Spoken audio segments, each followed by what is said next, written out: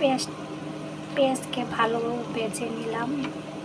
পেঁয়াজে গরম মশলা, শুকনো মরিচ, তেজপাতা দিয়ে পেঁয়াজটাকে একটু হালকা করে ভেজে নিলাম। পেঁয়াজটা ভাজা হয়ে গেছে, এখন পেঁয়াজ বাটা দিয়ে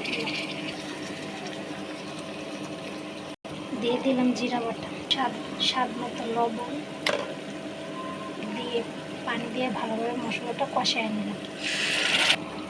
মশলাটা ভালোভাবে কষানো হয়ে গেছে, এখন আগে থেকে হলুদ, মরিচ, জিরা দিয়ে মাখানো মাংসটা দিয়ে দিলাম। এখন মাংসটাকে ভালোভাবে কষিয়ে নিব।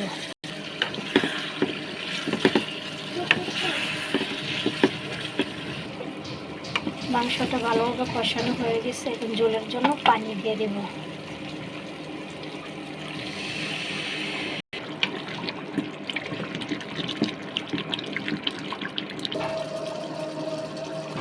ফাইনালি আমার তরকারি হয়ে গেল। সিম, আলু, গাজর, মিষ্টি লাউ দিয়ে একটু ভাজি করতেছি।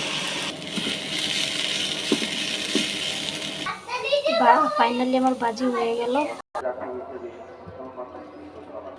এই ছিল আজকের দুপুরের আয়োজন আমার। কেমন হয়েছে সবাই বলবেন। আল্লাহ হাফেজ।